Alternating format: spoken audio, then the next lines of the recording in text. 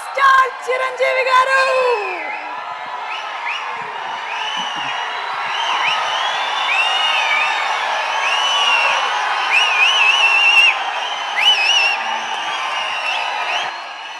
Thank you.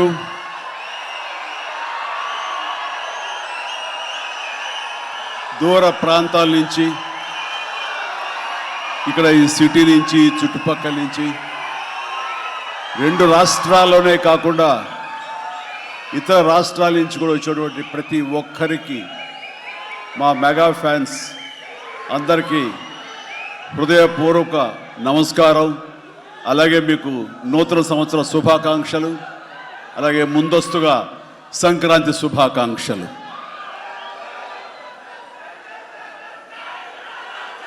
ఇక్కడ నా మిత్రుడు, సోదర సమానుడు, అత్యంత ఆప్తుడు వెంకీ, ఆయనతో చేయటం అన్నది నాకు చాలా ఎక్సైటింగ్ ఉంది. దాని గురించి తర్వాత మాట్లాడతాను. ముందుగా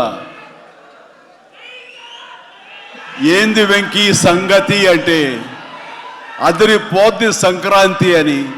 ఏంది బాసు సంగతి అంటే మనదే కదా సంక్రాంతి అని, ఎరగదిద్దాం సంక్రాంతి అని అంటాం. ఇక్కడ ఈ సందర్భంగా ప్రత్యేకించి మనదే కదా సంక్రాంతి, ఎరగదిద్దాం సంక్రాంతి అనేది కేవలం మన శంకర వరప్రసాద్ గారిదే కాదు. ఈ సంక్రాంతి మొత్తం మన తెలుగు పరిశ్రమది అవ్వాలని మనస్ఫూర్తిగా కోరుకుంటున్నాను. అందరికీ డార్లింగ్, ఇందా మన అనిల్ చెప్పినా, ఎవరు చెప్పినా, ప్రభాస్ రాజా సాబ్ కానీ, అన్నయ్య అంటూ ఆప్యాయంగా పిలిచే నా తమ్ముడు రవితేజ సినిమా కానీ, అలాగే మా ఇంట్లో సరదాగా తిరుగుతూ చిన్నప్పటి నుంచి పెరిగినటువంటి శర్వానంద్, నారే నారే నడుమ మురారి కానీ, నాకు గురువుగా నన్ను భావిస్తూ నా శిష్యుడిగా ఉన్న నవీన్ పోలిశెట్టి, వీళ్ళందరి సినిమాలు కూడాను ఈ సంక్రాంతికి సూపర్ హిట్ అవ్వాలని, తద్వారా వాళ్ళకి విజయం లభించడమే కాదు, తెలుగు సినిమా పరిశ్రమకు, నిర్మాతలకు, బయ్యర్లకి, వీళ్ళందరూ కూడా సుభిక్షంగా ఉన్నప్పుడే అదే నిజమైన సంక్రాంతి. ఆ సంక్రాంతి కావాలనే కోరుకుంటున్నాం, జరుగుతుందని ఆశాభావన వ్యక్తం చేస్తారు. అది మీరు ఇచ్చి తీరుతారన్నటువంటి ప్రగాఢ నమ్మకం అయితే నాకున్నది. ఈ 2026 సంక్రాంతి తెలుగు పరిశ్రమ మర్చిపోకూడదు. అలాంటి సంక్రాంతి మీరు మాకు ఇవ్వాలి. ఎందుకంటే ఇక్కడ ప్రతి cinema comedy genre, family genre తోటి, ఎంటర్టైన్మెంట్ జోనర్ తోటి పర్ఫెక్ట్ సంక్రాంతికి వచ్చే సినిమాలు ఇవన్నీ, సంక్రాంతి నచ్చే సినిమాలు ఇవన్నీ. కాబట్టి ఈ సంక్రాంతి అన్ని సినిమాలు బాగా ఆడతాయి అనుకుంటున్నాను. ఆడేలా చేసే బాధ్యత మీది. దయచేసి అన్న సినిమాల్ని థియేటర్కి వెళ్ళే చూడండి, థియేటర్లోనే ఆస్వాదించండి, అలాగే మీరు ఆశీర్వదించండి కూడాను. ఆల్ రైట్, ఇక అది ఆ పక్కన పెడితే, చాలా కాలం క్రితం మా దర్శకేంద్రుడు రాఘవేంద్ర గారు ఎప్పుడో మాట్లాడుతుండేవారు, బాబాయ్ నీకు అనిల్ రావుప్పుడు సినిమాలు ఎన్ని చూసావో తెలియదు కానీ అతని కామెడీ టైమింగ్ కానివ్వండి, అతను హుషారు కానివ్వండి, చూస్తుంటే నాకు మళ్ళీ మీతోటి అతను చేయగలిగితే ఆ ఇద్దరి కాంబినేషన్లో వచ్చేటటువంటి సినిమా అసలు వేరే లెవెల్లో ఉంటుంది. ఐ విష్ మీరు త్వరగా చేయాలని, కలవాలని నేను కోరుకుంటున్నాను. అది ఎప్పుడు వస్తుందో ఏంటో తెలియదు. ఎన్నో సంవత్సరాల క్రితం అన్నారు, కానీ సరిగ్గా ఈ సంవత్సరం బిగినింగ్లోనే ఆయన చేతుల మీదగానే క్లాప్ కొట్టి ఈ సినిమా ప్రారంభించారు. అది ఆయన మనసులో మాట, ఇది పెద్ద సూపర్ హిట్ అవ్వాలి అని చెప్పేసి. ఎందుకంటే ఆయన కామెడీ లైక్ చేస్తారు. ఆయన సినిమాల్లో ఘరానా మొగుడు ఎంత విజయం సాధించిందో అలాంటి విజయం సాధించాలి ఈ సినిమా అంటూ ఆయన ఎన్నోసార్లు నాతో చెప్పుకుంటూ వచ్చారు.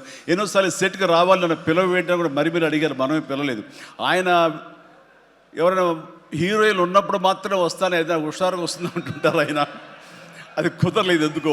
బట్ ఏమైనా సరే ఈ సినిమా కథ కుదిరింది అని సంక్రాంతికి వస్తున్నాం తర్వాత అనిల్ రావుపూడి నా దగ్గరకు వచ్చి కథాంశం చెప్పినప్పుడు చాలా బాగుంది, ఫ్యామిలీ టచ్ ఉంది, సెంటిమెంట్ ఉంది, చిన్నపిల్లలతో నాకు అటాచ్మెంట్ ఉంది, చాలా హృదయంగా ఉంది, హార్ట్ టచింగ్ సీన్స్ ఉన్నాయి.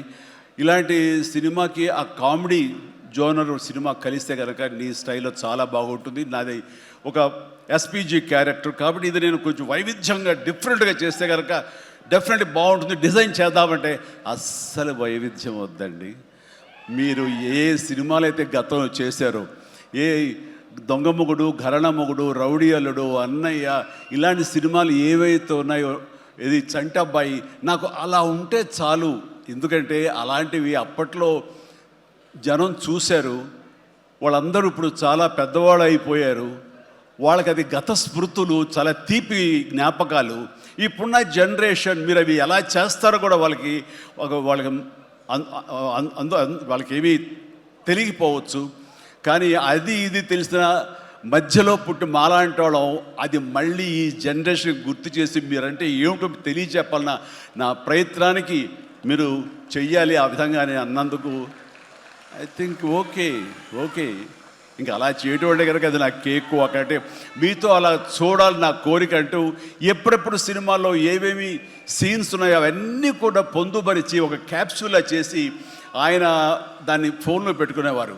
ఏదైనా ఒక సీన్ ఉంటే కనుక ఈ సీన్ని ఈ సినిమాలో ఉన్న ఈ కామెడీ టైమింగ్తో దీన్ని కన్సీవ్ చేశాను, అలా మీరు చేయాలని. అండ్ ఈ సీను ఈ సినిమాలో పలానా సినిమాలో ఘరణ మొగుడులాగా ఇలాగా వైఫ్ తోటి మీరు కన్సీవ్ చేసి అలా చేయాలంటూ చాలా చక్కటి హోంవర్క్ చేసుకుని నా బాడీకి నాకు ఏది కంఫర్టబుల్లో ఆ విధంగా తను ఆ సీన్స్ని కన్సీవ్ చేసుకుంటూ చాలా చాలా సరదాగా చేసుకుంటూ వచ్చాం. ఈ సినిమాలో నవీన్ మన అనిల్తో చేయటం అనేది నాకు ఒక చక్కటి ఎక్స్పీరియన్స్. అంటే ఈ ఎక్స్పీరియన్స్ ఎలాంటిది అంటే సినిమా షూటింగ్ అయిపోయిన ఆఖరి రోజున చాలా ఎమోషనల్గా ఫీల్ అయ్యాను నేను. ఎందుకంటే ఏదైనా ఒక సినిమా అయ్యిందంటే అబ్బా చాలరా అయిపోయింది, ఇంక చాలు గుమ్మడిగా కొట్టేస్తారు, ఇంక మనం వేరే సినిమా షిఫ్ట్ అయిపోవచ్చు అన్న ఆ మూడ్లో ఉంటాం. కానీ సినిమా అయ్యే రోజున ఆఖరి రోజు అయితే కనుక నేను ఈ కాలేజీ వదిలేసి వెళ్ళిపోయి ఆఖరికి చూడండి ఫేర్వెల్ పార్టీ అప్పుడు అందరూ ఒకళ్ళొకరు ఎమోషనల్గా ఉంటారు. వేరే మళ్ళీ ఎప్పుడు కలుస్తారో ఎలా కలుస్తారో తెలియని పరిస్థితి. అలాంటి ఎమోషన్ ఎందుకో లోనయ్యాను. అది నాకు ఎప్పుడు అంతకుముందు అనుభవంలో రాలేదు, ఎప్పుడు లేదు నాకు. అలాంటి ఫీలింగ్ వచ్చింది. అనిల్ ఏంటంటావు అనిల్ అని. ఏమో సార్ నాకు అదే ఫీలింగ్ ఉందండి అని. ప్రతిరోజు ఒక ఎక్స్కర్షన్కి వెళ్ళినట్టు, ప్రతిరోజు ఒక పిక్నిక్కి వెళ్ళినట్లుగా సరదాగా జరుగుతూ మార్నింగ్ 9 నుంచి 8 నుంచి ఈవినింగ్ 7:30, 8 వరకు కూడా ఎంత చక్కగా సరదాగా జరిగిందంటే నాకు ఎప్పుడు ఇంత బాగా జరిగిందంటే మరీ పూర్వం ఆ రోజుల్లో అది గుర్తుకొచ్చింది. కానీ ఈ మధ్యకాలంలో ఇంత సరదాగా ఎంత హుషారుగా జరిగిన సినిమాలు అయితే నాకు ఇది చేయలేదు. దానికి ప్రధానమైన కారణం సీన్ కానివ్వండి, అది మేము చేసే విధానం అయితే ఉండొచ్చు, కానీ మా చేత నడిపించిన విధానం, అందరినీ అంత సరదాగా పెట్టినటువంటి అట్మాస్ఫియర్ క్రియేట్ చేసినట్టు ఇది కేవలం అనిల్ రావిపూడికి మాత్రమే చెందుతుంది. అండ్ ఎక్కడ ఏది టైం తెలియనివాడు, ప్రతి ఒక్కరిని on the screen off the screen హుషారుగా ఉంచుతాడు. ఇలాంటి డైరెక్టర్లు దొరికితే కనుక ఎవరైనా సరే ఇలాంటి క్యారెక్టర్స్ చాలా ఈజీగా చేసేయగలరు. అండ్ మరీ ముఖ్యంగా అనిల్ రావిపూడి గురించి నేను చెప్పాలనుకున్నది, ప్రతి ఒక్కరు కూడా తెలుసుకోవాల్సింది ఏంటంటే ఈ సినిమా ఆల్రెడీ సూపర్ హిట్ అయిపోయింది. ఏ రకంగానంటే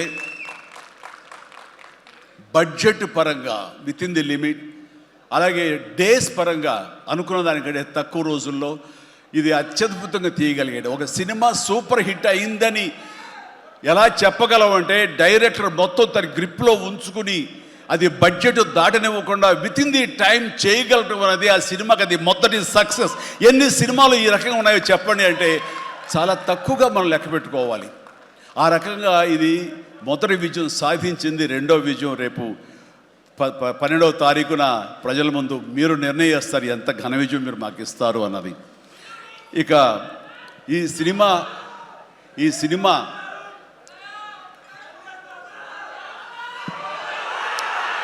ఓకే, ఇక ఈ సినిమాలో నేను నెక్స్ట్ చెప్పుకోదగిన వ్యక్తి వెంకటేష్, నా బ్రదర్. ఎప్పుడు కలుసుకున్నా సరే చాలా సరదాగా మాట్లాడుకుంటాం. ముఖ్యంగా ఇప్పుడు మీ ముందు తమాషాగా కామెడీగా హుషారుగా మాట్లాడినా సరే అతనితో 1-to-1 కూర్చుంటే చాలా ఫిలసాఫికల్గా ఇన్ డెప్త్ ఇంతటి డెప్త్ వ్యక్తి వెంకటేష్. అందుకనైనా ప్రతి ఒక్కరు ఎంత పాజిటివ్ మనిషి, పాజిటివ్ వైబ్స్ ఉంటాయి ఆ మనిషి చుట్టూరు అంటుంటారు. నిజంగా అతనితో టైం తెలియదు మనకి, ఎంతో తన ఏజ్కి మించినటువంటి విషయాలు తెలియజేస్తూ జీవితం యొక్క పరమావధి ఏంటి, జీవితం ఎలా ఉండాలి, ఎంత పీస్ఫుల్గా ఉండాలి చెబుతుంటే కనుక నాకు మోడర్న్ డ్రెస్ వేసుకున్న చిన్న సైజు గురువులాగా అనిపిస్తుంటాడు వెంకటేష్. నిజం. సో అలాగా సినిమా జీవితాన్ని, తన వ్యక్తిగత జీవితాన్ని రెండు బ్యాలెన్స్ చేసుకుంటూ చాలా చక్కగా ముందుకు సాగుతూ ఎంతో ఇన్స్పైర్గా ఉంటుంది వెంకటేష్.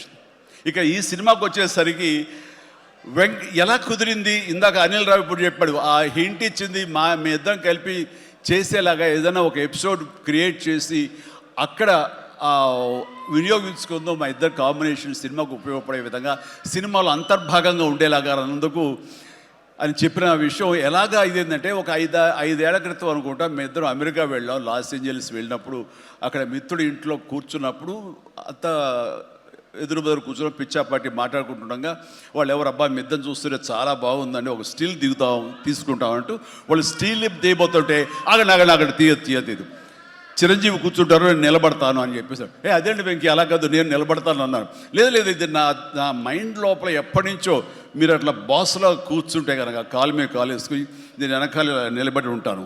ఇది ఒక మంచి స్టోరీకి స్టిల్ లీడ్ అవ్వాలి అంటే మన హాలీవుడ్ గాడ్ ఫాదర్ చూసారా, మెర్లిన్ బ్రాండో అండ్ ఆల్ పాచినో అలాంటి క్యారెక్టరైజేషన్స్. వెంకీ నువ్వు వెళ్ళి వాడు నరుకురా అంటే నువ్వు వెళ్ళి మేసగా నరికి వచ్చేస్తాను అంటే తనకి ఎప్పటి నుంచి ఉందో అలాంటి జోనర్ సినిమా చేయాలి, మా ఇద్దరు కాంబినేషన్ చేయాలన్న కోరిక ఉందో ఆయన వ్యక్తపరిచేసరికి నేను చాలా ముచ్చటపడిపోయాను. అదేవిధంగా స్టిల్స్ కూడా మేము దిగాము, అది ఎవరు లీక్ చేస్తారో నేనైతే లీక్ చేయలేదు, అది బయటకు వెళ్ళిపోయింది ఆ స్టిల్స్. అండ్ అలాగా అది నా మైండ్లో పడేసరికి అప్పటి నుంచి ఈ అవకాశం ఈ సినిమాలో వస్తుంది. ఆల్రెడీ వెంకీతోటి తన మంచి సినిమా ఇచ్చాడు అనిల్ రావిపూడి, తను మాత్రమే ఇద్దరిని జస్టిఫై చేయగలడు, ఇద్దరికి న్యాయం చేయగలడు అనే ఉద్దేశంతో నేను తనకి హింట్ ఇచ్చినందుకు దాన్ని అత్యద్భుతంగా డిజైన్ చేశాడు. ఎలాగంటే ఇద్దరు దీంట్లో చెప్పలేవే లీక్ చేస్తాను భయంగా ఉంది, ఎందుకంటే ఇలా వదిలేస్తే మొత్తం స్టోరీ అంతా డైలాగ్ చెప్తాను నేను, అది బాగుండదు, మీకు అక్కడ థియేటర్లో చూసి ఎంజాయ్ చేయండి, అంత బాగుంది. అయితే వెంకితోటి నేను సినిమా షూటింగ్ చేస్తాను లేదు, ప్రతిరోజు ఇద్దరు పిచ్చిగా చేసావు, ఎంత ఎంజాయ్ చేసావంటే మీకు వీళ్ళు సినిమా యాక్టింగ్ చేసేట్టు ఉండదు, ఇద్దరు కలిపి అల్లరి కుర్రవాళ్ళలాగా ఆ సెట్లో చేసావు, అదే క్యాప్చర్ చేశాడు, అది బాగా పండుతుంది. రేపు మీరు కూడా థియేటర్స్లో దాన్ని మీరు ఆస్వాదిస్తారు, డెఫినెట్గా ఎంజాయ్ చేస్తారు. అండ్ డెఫినెట్లీ లాస్ట్ ఫేజ్ వచ్చేసరికి సినిమా ఎక్కడికో లేచిపోతుందంటలో ఎలాంటి సందేహం లేదు. అండ్ ఆ రకంగా ఈ సినిమాకి తన వంతు పార్ట్గా, తన వంతు బాధ్యతగా తను ఒప్పుకున్నందుకు, మేము అడిగినందుకు తను ఒప్పుకున్నందుకు, ఈ సినిమాకి పూర్తి స్థాయి న్యాయం చేసి ఈ సినిమా మరో లెవెల్కి చేరుకోవడానికి దోహదపడిన వెంకటేష్కి మనస్ఫూర్తిగా సభాముఖంగా నా ధన్యవాదాలు చెప్తాను. ఏంది వెంకీ అంత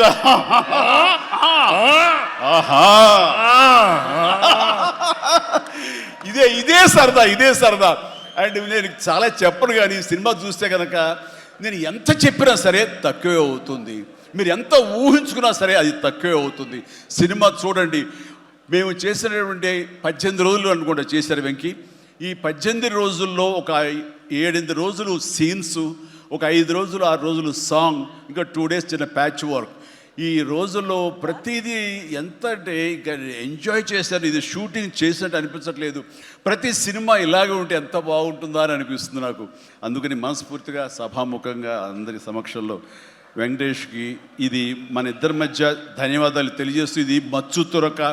ఇందాక అనిల్ రావిపూడి అడిగినట్లుగా ఈ కాంబినేషన్ ఫుల్ ఫ్లెడ్జ్డ్గా ఎప్పుడు దొరుకుతుందంటే వెంకీ నేను రెడీ. అండ్ అనిల్ రావిపూడి ఎవరో ఎందుకు, ఈ అవకాశం నువ్వే తీసుకుని ఖచ్చితంగా నువ్వు స్టోరీ రాసుకో. మీ ఇద్దరం ఇదే ప్రాణం పెట్టి, ఇదే హుషారు పెట్టి, ఇదే గిలిగిద్దలతో మీకు సినిమా చేసి పెడతాం. కానివ్వండి, ఎప్పుడు వస్తుందో తెలియదు. తర్వాత అలాగే నయనతార ఈ సినిమాలో ఏం చేశాడో, ఎలా ఒప్పించాడో కానీ మన అనిల్ రావిపూడి అంతకుముందు 2 సినిమాలు చేశాను, తెలుగు గాడ్ ఫాదర్ కానివ్వండి, లేకపోతే సైరా కానివ్వండి. ఆ సినిమాలో తను చాలా గుమ్మరంగా ఉంటుంది, తన పని చేసుకుంటుంది, డిగ్నిఫైడ్గా ఉంటుంది, వెళుతుంది. కానీ మళ్ళీ అసలు ఈ సినిమాలో అయితే ఎంత సరదాగా కలిసిపోయిందో, ఓ ఫ్యామిలీ గర్ల్ లాగా మాతో కలిసిపోయి మా కుటుంబ సభ్యురాల్లాగా తను ఉండి ఎంత సరదాగా చేసిందో. నేను అన్నాను, ఏంటి అనిల్ ఏం చేసిందో, ఏం మాట్లాడావు, ఏం కన్విన్స్ చేసావు, తను ఇవన్నీ ఒప్పుకోవడం ఏంటి, ప్రమోస్కు రావడం ఏంటి, అడగగానే తను చాలా రెచ్చిపోయి అసలు నయనతార నుంచి కొత్త నయనతారలా కనబడి చేసావు, ఏం చేసావంటే అడగండి సార్ కొనుక్కొని అంతే. అంటే నా ఉద్దేశం అటు ఇటు తిరిగేదిరా. ఏం చేశాడో తెలియదు, కానీ డెఫినెట్లీ ఆ అమ్మాయి అంత ఇష్టపడుతుంది. అండ్ నయనతారని అంత ఇదిగా గుడ్ హ్యూమర్లో పెడతాడు, సరదా కబుర్లు చెప్తాడు. అండ్ తను పని చేసుకుని సీరియస్గా ఉండే మనిషి కాదు కాబట్టి వాళ్ళు కూడా అంత ఇదిగా లైక్ చేస్తారు. కాబట్టి తను ఏది అడిగినా వెంటనే ఎలాంటి ఇన్హిబిషన్ లేకుండా వాళ్ళు ఒప్పుకుంటారు. అదే జరిగింది, అంత గుడ్ హ్యూమర్లో పెట్టాడు కాబట్టి ఈ సినిమాకి ఆ అమ్మాయి యాడెడ్ అట్రాక్షన్ అయ్యింది. నయనతార ఇందులో కనిపించిన తీరు కానీ, తను చేసిన విధానం కానీ, ఆ సోఫిస్టికేషన్ యాక్టింగ్ కానీ, భారీగా తను నటించి మెప్పించింది. కానీ వావ్ బాగుంది. అంటే ఆ అమ్మాయే లేకపోయి ఉంటే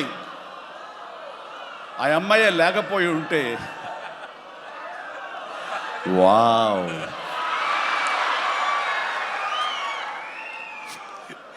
ఇది కూడా క్యాప్చర్ చేశాడు. ఈ వావ్ ఎక్కడొస్తో మీ సినిమా చూస్తే తెలుస్తుంది. లీక్ చేసేసాను. All right. సో ఆ అమ్మాయి నయనతార తోటి అంత బాగా చేయించాడు. మీ పక్కన మీకు ఎదురు నిలబడి మిమ్మల్ని ఎదుర్కొని ఎవరైనా ఒకళ్ళు నిలబడాలంటే ఎంత అనుకుంటున్నా, ఎంత ఫ్రెష్గా ఉండాలనుకుంటున్నా, వేరే వాళ్ళు ఉండాలనుకుంటున్నా అసలు నాకు తొయ్యట్లేదు, నాకు తట్టట్లేదు, కన్విన్స్ కాలేకపోతాను. ఖచ్చితంగా నయనతార ఉండి తీరాల్సిందేనండి, ఎంతైనా సరే ఎలాగైనా సరే అన్నాడు. ఆ అమ్మాయిని తీసుకొచ్చారు, ఒప్పించారు. ఆ అమ్మాయి కూడా అంతా కోఆపరేట్ చేసింది. అండ్ నయనతార ఇవాళ రాలేని పరిస్థితిలో ఉంది కాబట్టి thank you Nayanthara, thank you so much. ఇక ఈ సినిమాలో సచిన్ కేల్కర్ క్యారెక్టర్ యాక్టర్గా, అండ్ నాతో పాటు నా టీంలో చేసినటువంటి హర్షవర్ధన్, అలాగే అభినవ్, ఇతర నటీనటులు, అండ్ క్యాథరిన్ కూడా మా టీంలో ఒక పార్ట్ లాగా ఉండి తను చేసి చాలా ఒక నిండుదనం గ్లామర్ తీసుకొచ్చింది. ఆ అమ్మాయి కూడా అందరికీ ప్రతి ఒక్కరికి నా ముందస్తు శుభాకాంక్షలు తెలియజేస్తాను, అభినందనలు. ఇక ఈ సినిమాలో ప్రత్యేకంగా నేను చెప్పాల్సిన టెక్నీషియన్స్గా వస్తే, భీమ్స్ అత్యద్భుతమైన మ్యూజిక్ ఇచ్చాడు, వెరీ ఆర్గానిక్ మ్యూజిక్. కేవలం డ్రమ్స్ తోటో కీబోర్డులతోటో వాటితోటో దడదడలాడించకుండా చాలా శ్రావ్యంగా లిరిక్స్ మాత్రం వినిపించేలాగా ఒకనాటి విజయ సంస్థ వారి సినిమాలు ఉండేవి, అంతా హాయిగా హృద్యంగా ఒక గోదావరి పడవ ప్రయాణంలాగా ఉండేలాగా ఇచ్చాడు. అందుకని మీసాల పిల్లలో ఎలాంటి హడావుడి, ఎలాంటి మ్యూజిక్ గోళ ఏమి ఉండదు. కానీ ఆ ఇచ్చినటువంటి ఆ మ్యూజిక్, ఆ పాటకి లిరిక్స్ అర్థమయ్యేలాగా వినిపించి అందరూ చాలా ఆ శ్రావ్యాన్ని అందరూ ఆస్వాదించారు. కాబట్టి అది అంత పెద్ద మిలియన్స్ని, మోర్ దెన్ 100 మిలియన్స్ దాటి హిట్ ఇచ్చింది. అలాగే తర్వాత వచ్చిన సాంగ్ కానీ, ఇలా సాంగ్స్లో లిరిక్స్కి ఇచ్చే ఇంపార్టెన్స్ కానీ, ఆ ట్యూన్స్ కానివ్వండి, అన్నీ ఇస్తూ ఇంతవరకు నేను ఎప్పుడు చెయ్యనిది, ఇంతవరకు ఆ స్టైల్కి నేను పోనిది ఏదైనా ఉందంటే కానీ ర్యాప్ సాంగ్, ఇందాక చూసిన సాంగ్ హుక్ స్టెప్ దాన్ని కంపోజ్ చేసినప్పుడు నాకు అనిపించింది, ఇది కొత్తగా అనిపించింది, చాలా బాగుందని. అండ్ ఇప్పుడున్నటువంటి ఈ థియేటర్ పల్స్ చూస్తుంటే ఈ సినిమా ఆ సాంగ్ మాత్రం ఐ థింక్ టోటల్గా హైలైట్ అయిపోతే రేపు థియేటర్లో అనుకుంటున్నాను. అది వెరీ గుడ్. ఎందుకంటే ఆ సాంగ్ విన్న తర్వాత, ఆ సాంగ్ వింటుండగా ఎదురుగా ఉన్న వెంకటేష్ ఆపుకోలేక డ్యాన్స్ చేశారంటే అదే చాలు. ఇక ప్రతి ఒక్కడు అదే స్ఫూర్తితోటి ప్రతి ఈ సినిమాని, ఈ సాంగ్ని ఆస్వాదిస్తారు. అలాగా సాంగ్స్గా అన్నీ అత్యద్భుతంగా ఇచ్చినటువంటి మన భీమ్స్కి ప్రత్యేకించి, ఆ తర్వాత ప్రతి ఒక్కరు చిరంజీవి ఇంత గ్లామర్గా ఉన్నాడు, చిరంజీవి ఇంత ట్రిమ్గా ఉన్నాడు, ఇంత ఇదిగా ఉన్నాడు, ఎలా తగ్గాడు. నా వ్యక్తిగతంగా నేను చేసిన ప్రయత్నాలు పక్కన పెడితే తెర మీద అంత బాగా కనపడడానికి ప్రత్యేకించి మా డిఓపి, మా కెమెరామెన్ మన సమీర్ రెడ్డి చాలా చాలా బాగా చేశాడు. అండ్ సమీర్ రెడ్డితో వచ్చిన ఒక్క చిన్న గొడవ ఏంటంటేనండి, ఒక నిమిషం గ్యాప్ ఇవ్వడు, కూర్చుని కాఫీ తాగుతాం కదా అని ఇచ్చేలోగా మళ్ళీ షార్ట్ రెడీ అంటాడు. ఇంక అతనితోటి బహుశా అలా గనక అందరూ ఉండగలిగితే సినిమాలు 100 రోజులు దాటకుండానే ఫినిష్ చేయొచ్చు. అంతటి ఫాస్టెస్ట్ కెమెరామెన్ మా శరత్. అతను ఉన్నాడు కాబట్టి ఈ సినిమా 80-85 రోజుల్లో ఫినిష్ అయ్యింది. కాబట్టి ఆ credit goes to Sameer Reddy. ఇంత ఫాస్ట్గా అయినందుకు, విత్ ఇన్ ద బడ్జెట్ అయినందుకు, ఖర్చు కూడా చాలా తక్కువ. ఇలాంటి కెమెరామెన్ను మిగతా అందరూ ఉండగలిగితే కనుక చాలామంది ప్రొడ్యూసర్స్కి ఖర్చు తగ్గుతుంది. అండ్ అట్లాగే ఇక సమీర్, థ్యాంక్ యూ సమీర్. అందరూ బయట పొగుడుతుంటే కనుక నేను మనసులో నిన్ను పొగుడుకున్నాను. కాబట్టి థ్యాంక్ యూ సో మచ్ ఇంత గ్లామర్గా చూపించినందుకు. ఇక ప్రకాష్, మా ప్రొడక్షన్ డిజైనర్ ప్రకాష్ చాలా చక్కగా చూపించాడు. అండ్ తమ్మిరాజు గారు, అలాగే వీళ్ళన్నీ ఒక పక్కన ఉంటే కనుక అహర్నిశలు అంటే డే 1 నుంచి ఈవెల్ట్ వరకు కూడాను మన అనిల్ రావుపూడి స్టోరీ టీమ్, సాయి, నారాయణ, ఇంకా రాజేష్, ఇలాగ వీళ్ళందరూ ఉన్నారు. వాళ్ళ పేరు పేరున నేను వాళ్ళు పడ్డ కష్టాన్ని కానీ, వాళ్ళు తీసుకున్న శ్రద్ధాశక్తులు కానీ హృదయపూర్వకమైన నాకు సంతోషాన్ని, అభినందనలు, ధన్యవాదాలను తెలియజేస్తాను. వాళ్ళు అంత ఇదిగా ఉన్నారు. ఇక్కడ అనిల్ రావుపూడి గురించి ఇంకొక విషయం నేను చెప్పాలండి. ఏంటంటే అందరం సినిమా తీస్తూ ప్రేమించాలి. సినిమాని ప్రేమిస్తేనే మన యొక్క ఎఫర్ట్స్ తోటే సినిమాని ఆద్యంతం చాలా అద్భుతంగా తీయగలం మనం. అయితే సినిమా తీస్తున్నంతసేపు ఎంత ప్రేమిస్తాడో, ఎంత ఇష్టపడతాడో, ఎంత ఎంజాయ్ చేస్తాడో, అంత బాగా మన నుంచి యాక్టింగ్ రాబడతాడో, అంతకంత సినిమా పూర్తయిన తర్వాత కేవలం దానికి బాగుందా లేదా అని మళ్ళీ ఒకసారి తనుగా సమీక్షించుకున్నప్పుడు ప్రతిపక్ష నేత అయిపోతాడు. ఎదురు వెళ్ళిపోయి ఈ సినిమా ఎందుకు చూడాలి, ఈ సీన్ ఎందుకు వాళ్ళు ఎంజాయ్ చేయాలి, ఈ సీన్ ఎందుకు ఇంత ఇదైంది, ఇంత లెంగ్త్ అవసరమా అని దాని మీద దాన్ని ఏమాత్రం ప్రేమించకుండా చాలా కఠినంగా ఎక్కడ లెంగ్త్లు ఎక్కువైనా సరే అన్నీ కూడా తీసేసి దాన్ని క్రిస్ప్ చేయడానికి కానీ, ఆ సినిమా ఎంతవరకు అలరిస్తుందో అలరించేందుకు కానీ అన్ని రకాల ప్రయత్నాలు చేస్తాను. నాకు నచ్చింది అది. ఎందుకంటే నిన్న మొన్న వచ్చి ఒక మెయిన్ ఎపిసోడ్ ఏదో లేపేసావు, లేదు లేపేసావని అడిగాను. లేదు, అది కథకి అడ్డొస్తుంది, స్టోరీ నెరేషన్కి అది అడ్డుపడుతుంది కాబట్టి తీసేసారన్నాడు. అలా తీయాలంటే గట్స్ కావాలి. ఎంత కొంత అన్ని రోజులు ఎఫర్ట్ చేసాము, అది అవసరమా, అది వాళ్ళు తీసేసి ఏమనుకుంటారు, ఎలాంటి ఇది లేకుండా ఖచ్చితంగా నిష్కర్షగా దాన్ని తీసి అవతల పడేసాడు. దానివల్ల సినిమా పేస్ పెరిగిపోతుంది, సినిమా పరిగెడుతుంది, అండ్ ఎక్కడ ఆగట్లేదు, ఆలోచింప చేసుకునే విధంగా ఉండదు, ఎంజాయ్ చేయడం తప్ప. ఆ రకంగా సినిమాని ఎంత ప్రేమించి చేస్తామో ఆ తర్వాత అది ఫైనల్ వెర్షన్ బిఫోర్ ఆడియన్స్ దగ్గర వెళ్ళేటప్పుడు మనమే దాన్ని క్రిటిసైజ్ లాగా, క్రిటిక్ లాగా దాన్ని మనమే ప్రతిపక్ష హోదాలో ఉండి దాన్ని అన్ని రకాలుగా ట్రిమ్ చేసుకోగలిగితే అన్ని సినిమాలు చాలా బాగుంటాయని అనుకుంటున్నాను. అండ్ ఈ సందర్భంగా ఇంకా ఏమి లేదు, last but not least producers Sahu Garapati చిన్నవాడైనా సరే చాలా గుంభరంగా ఉంటాడు. ఎంతసేపటికి ఆ వర్క్ మీద తన ఇన్పుట్స్ ఏమి ఇవ్వాలనే దాని మీద ఆ ప్రయత్నాలు చేసుకుంటూ చాలా క్వైట్గా ఉంటాడు. ఎక్కడ కూడా ఏ రోజు కూడా ఏంటిది, ఇది జాప్యం ఏంటి, లేట్ ఏంటి అనేది ఏమి లేకుండా అంత కంఫర్టబుల్గా మా అందరికీ ఏర్పాటు చేశారు. దానికి ఆయన ఎఫర్ట్స్ కానీ ఆయనకున్న ఆ లిటిల్ ఎక్స్పీరియన్స్లో తనకు ఉన్నదానికి దీనికి మనస్ఫూర్తిగా సాహు ప్రత్యేకించి నా హృదయపూర్వక ధన్యవాదాలు. మంచి ప్రొడ్యూసర్ని నాకు అందించినందుకు మీకు నా ధన్యవాదాలు తెలియజేస్తాను. అండ్ అలాగే ఇంకా నా బిడ్డ సుష్మిత, తను ఈ సినిమా నేను చెయ్యాలి, ఈ పరిశ్రమ రావాలి అనుకున్నప్పుడు ఈ పరిశ్రమ ఖచ్చితంగా ఆదరిస్తుంది అని అనుకున్నప్పుడు ఒకటి మీరు కష్టపడి పనిచేస్తే కనుక ఇక్కడ రిజల్ట్ బాగుంటుంది, ఇక్కడ ఖచ్చితంగా మీకు ఆదరణ లభిస్తుంది, మీరు సక్సెస్ అవుతారని చెప్పినప్పుడు కష్టం అనేది నేను చిన్నప్పుడు ఇంట్లో చూశాను. అలాంటి నేను కష్టపడడానికి ఏమాత్రం నెరవను, ఏమాత్రం బెదరను, ఖచ్చితంగా చేస్తానంటూ ఈ సినిమా తనతోటి చెయ్యమ్మా, ఇద్దరు కలిపి చాలా మంచి కాంబినేషన్ అవుతుంది అనుకున్నప్పుడు ఆ సాహు గారు పడి తను బెస్ట్ కాంబినేషన్లో ఈ సినిమాని చేసి ఈ సినిమాలో ఒకసారి అయ్యో ఎందుకు ఇంత కష్టపడుతుంది, ఇంత కష్టం అవసరమా నాకు అనిపిస్తుంది తండ్రిగా. కానీ ఒక బిడ్డగా కేవలం ప్రొడ్యూసర్గా నేను మా నాన్నని, మా హీరోని నేను ఇంప్రెస్ చేయాలి, ఆయన ద బెస్ట్ నేను ఇవ్వాలి ఈ సినిమా అంటూ తను కూడా ఈ సినిమాలో ఒక మామూలు టెక్నీషియన్ లాగా, ఒక మామూలు ప్రొడ్యూసర్ లాగా తనంత కష్టపడి చేసింది. నేను ఒకటే సంతోషిస్తాను, తనకి అన్ని విధాలుగా అన్ని కంఫర్ట్స్ ఉన్నాయి, అన్ని రకాలుగాను తను ఈ సినిమాలు చేయాల్సిన అవసరం లేదు.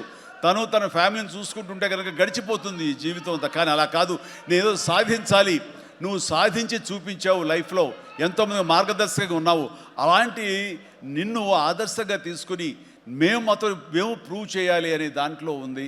అండ్ అలా చేస్తూ ఈ రోజున ఈ సినిమా డెఫినెట్లీ హిట్ అవుతుంది. ఇలాంటి గర్వకారణమైన సినిమాని తండ్రిగా నాకు గిఫ్ట్ ఇచ్చినట్టుగా తను భావిస్తుంది. ఆ సంతోషం తను పొందుతున్నానని తెలుసు. అండ్ అలాగే కాకుండా ఈ రోజున ఈ పరిశ్రమలో నాకు చేదోడు వాదోడుగా ఉంటూ, నాకు భుజం కాస్తూ, అన్ని రకాలుగా నాకు అండదండలు అందిస్తూ, నాకు మరో బిడ్డ అనిపిస్తూ, అండ్ ఇంటికి పెద్దదైనందుకు ఆ పెద్దరికాన్ని తను సొంతం చేసుకుంటూ నాకు అన్ని విధాలుగా చేదోడు వాదోడుగా ఉంది. అది థ్యాంక్ యూ పాప. అందరి ముందు ఇటు పక్కన అమ్మ, ఇటు పక్కన ఉంది. ఇది రామ్ చరణ్తో పాటు నాకు మరొక బిడ్డ. అలాగే మా చిన్న పాప కూడా అక్కడ టీవీ చూస్తుంటేమో. థ్యాంక్ యూ నాన్న. ప్లీజ్ ఇదే రకంగా ఉండండి, ఇదే కష్టాన్ని నమ్ముకోండి. ఖచ్చితంగా భగవంతుడు మీకు ఆశీస్సులు అందజేసి ఇలాంటి విజన్ ఇస్తాడు. అండ్ మేము ఎంత ఇచ్చామన్నది కాదు పాప, మీరు ఎంత సాధించుకున్నారు అనేది నాకు మరింత గర్వంగా అనిపిస్తుంది. నువ్వు ఆ దిశగా వెళ్తావు. All the very best. ఆ తర్వాత ఇక చాలా దూరం వచ్చారు. మీరు అందరూ కూడా చాలా జాగ్రత్తగా వెళ్ళండి.